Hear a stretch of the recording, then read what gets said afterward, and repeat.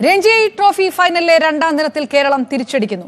ആദ്യ സെഷൻ അവസാനിക്കുന്നതിന് മുമ്പ് വിദർഭയുടെ 5 വിക്കറ്റുകൾ വീഴ്ത്തി. സെഞ്ചുറി നേടിയ ഡാനിഷ് മലയവറിനെ നെടുമൺകുഴി ബേസിൽ പുറത്താക്കി. നിലവിൽ 9 വിക്കറ്റ് നഷ്ടത്തിൽ 336 റൺസ് എന്ന നിലയിലാണ് വിദർഭ.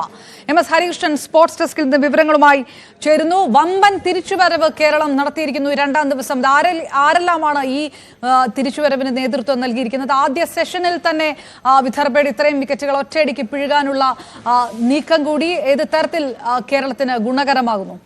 അവർ ആദ്യ ദിവസം അവസാനിക്കുമ്പോൾ തന്നെ കൃത്യമായ പ്ലാൻ കേരളത്തിനുണ്ടായിരുന്നു. കാരണം രണ്ടാം ദിനം ആദ്യ സെഷനുള്ളിൽ തന്നെ വിദർഭയെ വീഴ്ത്തുക, ഇത് തന്നെയായിരുന്നു പ്ലാൻ. അതിലേക്ക് തന്നെയാണ് കാര്യങ്ങൾ നീങ്ങുന്നത്. 3 പേസ് ബോളർമാരുമായി കേരളം ഇറങ്ങിയത് ഏറ്റവും ഗുണകരമായി മാറുകയാണ് വിദർഭ സ്റ്റേഡിയത്തിൽ. കാരണം നെടുമൺകുഴി ബേസിലാണ് ഇന്ന് പ്രധാനപ്പെട്ട 2 വിക്കറ്റുകൾ വീഴ്ത്തിയത്.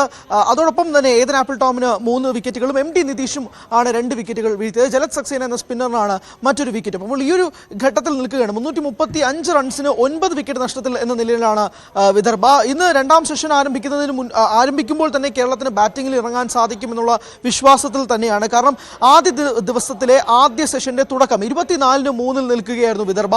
അതിനുശേഷം നടന്ന 4ാം വിക്കറ്റ് പാർട്ട്ണർഷിപ്പിൽ ആണ് ഡാനിഷ് മലേവിയും കരുൺ നായരും ചേർന്ന് നടത്തിയ ഒരു വമ്പൻ പാർട്ണർഷിപ്പ്. 215 റൺസോളം വെച്ചിരുന്ന പാർട്ണർഷിപ്പിനെ അനാവശ്യ വിക്കറ്റുകൾ കൊണ്ട് റൺഔട്ട് ആവുകയായിരുന്നു കരുൺ നായർ. മുഹമ്മദ് അസറുദ്ദീൻ കരുൺ നായറിനെ 88 റൺസിൽ നിൽക്കെ ഔട്ടാക്കുകയായിരുന്നു. പിന്നാലെ ഇന്നത്തെ രണ്ടാമത്തെ ദിനം അത് വളരെ പ്രധാനപ്പെട്ടതായിരുന്നു കേരളത്തെ സംബന്ധിച്ചിടത്തോളം. അത് ഏറ്റവും നന്നായി തുടങ്ങുക, ആദ്യ സെഷനിൽ തന്നെ വിക്കറ്റുകൾ വീഴ്ത്തിക്കൊണ്ട് തുടങ്ങുക എന്നതായിരുന്നു കേരളത്തിന്റെ ലക്ഷ്യം. അത് കൃത്യമായി തന്നെ നെടുമൺകുഴി ബേസിൽ ആരംഭിക്കുകയും ചെയ്തു. ഡാനിഷിനെ 153 റൺസിൽ നെടുമൺകുഴി ബേസിൽ ബൗൾഡ് ആക്കുകയായിരുന്നു. അതോടുകൂടി തന്നെ വിദർഭയുടെ ചീട്ട് കൊട്ടാരം തകരുകയായിരുന്നു. പിന്നാലെ വന്ന യാഷ് ഉൾപ്പെടെയുള്ളവർക്ക് പിടിച്ചു നിൽക്കാൻ സാധിച്ചില്ല. കഴിഞ്ഞ ദിവസം ഡാനിഷിനോടൊപ്പം ബാറ്റ് ചെയ്തിരുന്ന യാഷ് താക്കൂർ 25 റൺസിന് പുറത്താവുകയും ചെയ്തു. പിന്നാലെ വാലറ്റക്കാരിലേക്ക് എത്തുകയാണ് കാര്യങ്ങൾ. ഇപ്പോൾ 9 വിക്കറ്റ് നഷ്ടത്തിൽ വിദർഭ നിൽക്കുകയാണ്. ഏറ്റവും വേഗത്തിൽ തന്നെ അവസാന വിക്കറ്റും കൂടി വിദർഭയ്ക്ക് നഷ്ടപ്പെടുത്തി കഴിഞ്ഞാൽ രണ്ടാം ദിനത്തിലെ ആദ്യ സെഷനുള്ളിൽ തന്നെ വിദർഭയെ പൂട്ടാൻ സാധിച്ചാൽ കേരളത്തിന് ഒരു വലിയ അപ്പർ ഹാൻഡ് നിൽക്കുകയാണ് ഈ മത്സരത്തിൽ. ആദ്യ ദിവസം അവസാനിക്കുമ്പോഴേക്കും ഈ ഫൈനൽ കയ്യിൽ നിന്ന് പോവുകയാണോ എന്നുള്ള സംശയങ്ങൾ ഉണ്ടായിരുന്നെങ്കിൽ പോലും കൃത്യമായി എങ്ങും പോയിട്ടില്ല എന്ന് കേരളത്തിലെ പേസ് ബോളർമാർ വിളിച്ചറിയിക്കുന്ന ദിവസവും കൂടിയായിരുന്നു. ഇന്ന് 3 പേസ് ബോളർമാരും തിളങ്ങുകയാണ് ആദ്യ ഇന്നിംഗ്സിൽ. ഏതൻ ആപ്പിൾ ടോം തിരിച്ചു വരികയായിരുന്നു. വരുൺ നയനാർക്ക് പകരം ഏതൻ ആപ്പിൾ ടോം തിരികെ ടീമിലേക്ക് എത്തുമ്പോൾ അത് വലിയൊരു മാറ്റമായി തന്നെ മാറുന്നു. ഏതൻ ആപ്പിൾ ടോമിന് 3 വിക്കറ്റുകളാണ് നിലവിൽ ലഭിക്കുന്നത്. കഴിഞ്ഞ മത്സരത്തിൽ ഗുജറാത്തിനെതിരായ മത്സരത്തിൽ സ്പിന്നർമാരാണ് തിളങ്ങിയെങ്കിൽ ഇന്നത്തെ ഫൈനൽ മത്സരത്തിലെ ആദ്യ ഇന്നിംഗ്സ് പേസ് ബോളർമാരുടെ കയ്യിലാണ്.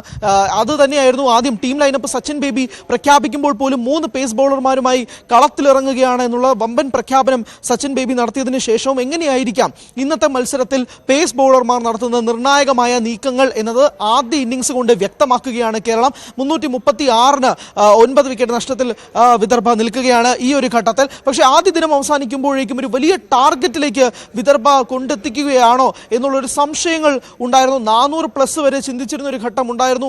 അവിടേക്കാണ് ഇന്നത്തെ ദിവസം വരുമ്പോഴേക്കും ഒരു 100 റൺസ് പോലും എത്താൻ വിദർഭ ബാറ്റർമാർക്ക് സാധിക്കാത്ത രീതിയിൽ ഇന്ത്യൻ പേസർമാർ വലിഞ്ഞു മുറുക്കി കെട്ടുന്നത്.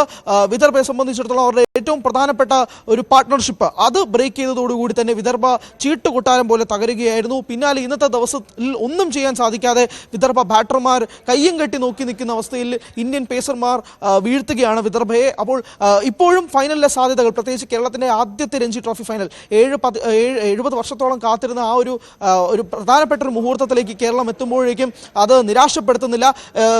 ആദ്യം തന്നെ ടോസ് നേടി ബോളിംഗ് തിരഞ്ഞെടുക്കുന്നത് തന്നെ കൃത്യമായ തീരുമാനം തന്നെയാണ് സച്ചിൻ ബേബി എടുത്തത് എന്നുള്ളത് ആദ്യ ഇന്നിംഗ്സിൽ ഇതുവരെയുള്ള ഘട്ടത്തിൽ നമുക്ക് കൃത്യമായി ടോസ് നേടി ബോളിംഗിലേക്ക് കടക്കാനുള്ള സച്ചിൻ ബേബിയുടെ ആ തീരുമാനം അത് തന്നെ കൃത്യമായി വർക്കൗട്ടായി എന്ന് തന്നെ വേണം. ഈ രീതിയിലേക്ക് ബാറ്റിംഗ് തകർച്ചയിലേക്ക് വിദർഭയെ തള്ളിയിട്ടില്ലായിരുന്നെങ്കിൽ വലിയ സ്കോറിലേക്ക് വിദർഭ കടന്നതിനെ കേരളം ഈ ചിത്രത്തിൽ നിന്ന് തന്നെ പൂർണ്ണമായും പുറത്തായേനെ അല്ലേ?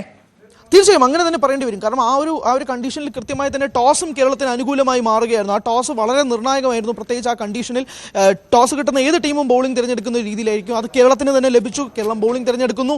ഒരു റണ്ണ് പോലും നേടാൻ സാധിക്കാതെ വിദർഭയുടെ ആദ്യ വിക്കറ്റ് നഷ്ടപ്പെടുന്നതോടുകൂടി തന്നെ ഫുൾ ഓൺ കോൺഫിഡൻസിൽ കേരള ബൗളർമാർ ഫീൽഡിൽ ഇറങ്ങുകയായിരുന്നു. പിന്നാലെയായിരുന്നു ഇരുട്ടടി പോലെ 4ാം വിക്കറ്റ് പാർട്ണർഷിപ്പ് വിദർഭയ്ക്ക് പിടിച്ചു നിന്നത്. 24-3 എന്ന ഘട്ടത്തിൽ നിന്നുകൊണ്ടാണ് അവർ 215 റൺസ് 4ാം വിക്കറ്റ് പാർട്ണർഷിപ്പിൽ കൂട്ടിച്ചേർത്തത്. സാധിക്കാത്തത്. പക്ഷേ രണ്ടാം ദിനത്തിൽ വീണ്ടും തിരിച്ചുവരവ് അറിയിച്ചിരിക്കുകയാണ് കേരള ബൗളർമാർ. വിദർഭ ഏത് നിമിഷവും വേണമെങ്കിലും ഓൾ ഔട്ട് ആവാവുന്ന ഘട്ടത്തിൽ നിൽക്കുകയാണ് ആദ്യ ഇന്നിംഗ്സിൽ.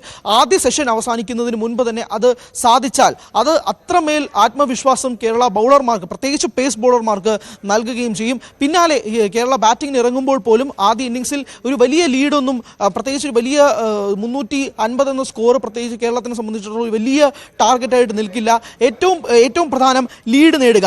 അല്ലെങ്കിൽ എങ്ങനെയാണോ ക്വാർട്ടർ ഫൈനലിലും സെമി ഫൈനലിലും കേരളം കളിച്ചത്, ആദ്യ ഇന്നിംഗ്സിൽ ലീഡ് നേടുക അത് ഏറ്റവും പ്രധാനപ്പെട്ടതാണ് രഞ്ജിയിൽ നിന്ന്. കാരണം നമുക്കറിയാം, ഒരു മത്സരത്തിൽ സമനിലയായി മാറിക്കഴിഞ്ഞാൽ ആദ്യ ഇന്നിംഗ്സിൽ ഏത് ടീമിനാണോ ലീഡ് അവർക്കായിരിക്കും വിജയം. ലീഡ് നേടുക അതായിരിക്കും കേരളത്തിന് മുന്നിലുള്ളത്. വളരെ പതിയെ കേരളം ബാറ്റിംഗ് തുടങ്ങും. അത് കഴിഞ്ഞ മത്സരങ്ങളിലൊക്കെ തന്നെ കണ്ടതാണ്. 9 വിക്കറ്റുകൾ, വിദർഭയുടെ 9 വിക്കറ്റുകൾ വീണിരിക്കുന്നു എന്നുള്ളത്. ഹരി, ഏതായാലും സച്ചിന്റെയും സംഘത്തിന്റെയും കിരീടത്തിലേക്കുള്ള ആ ലക്ഷ്യത്തിൽ വിദർഭയോട് തന്നെ പകരം വിട്ടുമ്പോൾ 2 തവണ നോക്കൌട്ടിൽ കേരളത്തിന് വിലങ്ങുതടിയായിട്ട് നിന്നിട്ടുള്ള വിദർഭ തന്നെയാണ്. ഈ ഹോം ഗ്രൗണ്ടിന്റെ ആനുകൂല്യമൊന്നും വിദർഭയ്ക്ക് കിട്ടുന്നില്ല ഈ നിമിഷങ്ങളിൽ എന്നുകൂടി വേണോ വിലയിരുത്താൻ? അങ്ങനെ തന്നെ വിലയിരുത്തേണ്ടി വരും. കാരണം ഒരു തരത്തിലും വിലങ്ങുതടി ആവാതിരിക്കാൻ വേണ്ടിയുള്ള എല്ലാ അനുകൂലമായ സാഹചര്യവും കേരളത്തിന് ഇപ്പോൾ നിലവിൽ, രണ്ടാം ദിനത്തിൽ ആദ്യ സെഷൻ നിൽക്കുമ്പോൾ തന്നെ എല്ലാ സാഹചര്യങ്ങളും കേരളത്തിന് അനുകൂലമാണ്. കാരണം കൃത്യമായി തന്നെ പ്ലാൻ അനുസരിച്ച് തന്നെ കേരളം മുന്നോട്ട് പോയിട്ടുണ്ടെന്നുള്ളതാണ്. കാരണം ആദ്യമായി ഫൈനലിൽ ഇറങ്ങുന്നു, അങ്ങനെ ഒരു ടെൻഷനും പ്ലേയേഴ്സിനിടയിൽ ഇല്ലാതെ കൃത്യമായി അവർ എന്താണ് പ്ലാൻ ചെയ്തത് അത് കൃത്യമായി എക്സിക്യൂട്ട് ചെയ്യാൻ കേരളത്തിലെ താരങ്ങൾക്ക് സാധിക്കുന്നുണ്ട്. അത് കൃത്യമായി ബൗളർമാരും പ്രത്യേകിച്ച് 3 പേസർമാരുമായി ഇറങ്ങിയ കേരളത്തിന് ആ സ്ട്രാറ്റജി പോലും കൃത്യമായി വർക്കൗട്ട് ചെയ്യാൻ ആദ്യത്തെ ഇന്നിംഗ്സിൽ സാധിച്ചു. അതുകൊണ്ട് തന്നെയാണ് ഏതൻ ആപ്പിൾ ടോമിനെ തിരിച്ചു കൊണ്ടുവന്നപ്പോൾ പോലും അത് 3 വിക്കറ്റിൽ, ആദ്യ ഇന്നിംഗ്സിൽ 3 വിക്കറ്റ് ഏതൻ നേടുകയും ചെയ്യുന്നതും ടീമിന് വലിയൊരു പ്ലസ് ആയിട്ട് മാറിയിരിക്കുകയാണ്. ഇനി അറിയേണ്ടത് കേരളം ഇതെങ്ങനെയാണ് ചേസ് ഡൗൺ ചെയ്യുക എന്നുള്ളതാണ്. ആദ്യ ഇന്നിംഗ്സിൽ ഒരു ലീഡ് അത് വളരെ പ്രധാനപ്പെട്ടതാണ്. മൂന്നാം ദിനത്തിൽ, അതായത് നാളത്തേക്ക് കൂടിയെങ്കിലും ആ ഒരു ലീഡ് കരസ്ഥമാക്കുക എന്നുള്ളത് തന്നെയായിരിക്കും കേരള ബാറ്റർമാരുടെ ഏറ്റവും പ്രധാനപ്പെട്ട ലക്ഷ്യമായി നിൽക്കുന്നത്. അപർണ, ഹരീഷൻ വിവരങ്ങൾ നൽകിയത് സ്പോർട്സ് ഡെസ്കിൽ.